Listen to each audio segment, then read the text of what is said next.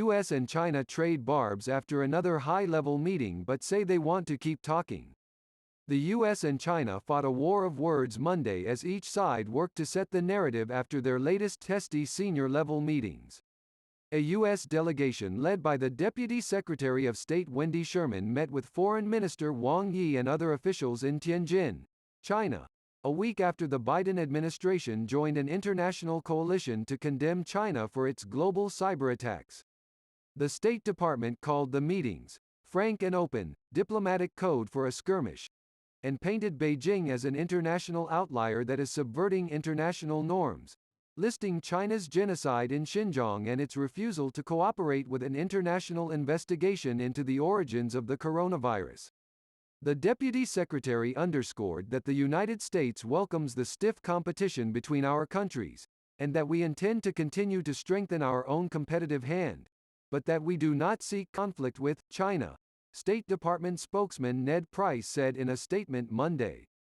Beijing, describing the talks as in-depth and frank, responded with a torrent of condemnation. Chinese officials expressed strong dissatisfaction with Washington's extremely dangerous China policy and accused it of hypocrisy on human rights.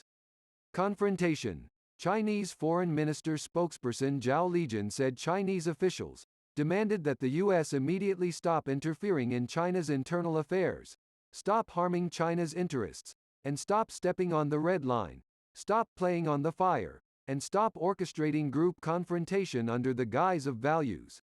Both countries are trying to gain an advantage as they struggle to manage the world's most important bilateral relationship and set the stage for the first leaders' meeting between President Joe Biden and Chinese President Xi Jinping expected at the G7 summit in October. Despite the assertive language, both sides expressed an interest in continued dialogue. The US and China are in a period of strategic competition, relations are overall going downhill, and that trend has continued through the talks today, said Neil Thomas, a China analyst at Eurasia Group, the political risk advisory and consulting firm. But the fact that both sides wanted to hold this meeting shows that both Biden and Xi Jinping still want to put some kind of floor beneath deteriorating relations, because they both know this is the most important bilateral relationship in the world. It has significant consequences for global stability, for politics, for security, and economically. Speaking to the New York Times after her meetings, Sherman said, "On areas where we have common interests, and there are great global interests, we had very substantive discussions, shared some ideas. We will have to see where that goes." Sherman's meetings in China followed a tour through Asia with stops in Japan, Korea, and Mongolia, and came as Defense Secretary Lloyd Austin visited Singapore and Secretary of State Antony Blinken flew to India, all reflecting the importance the Biden administration is placing on Asia.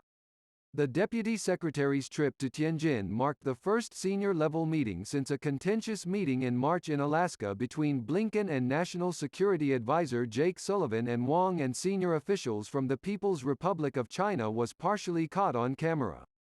The readouts after Sherman's meetings signaled that the disputes in March not only remain unresolved but will continue to create friction going forward, particularly around the issues of human rights, in the lead-up to Beijing hosting the Winter Olympics, and international attempts to determine the origins of the coronavirus.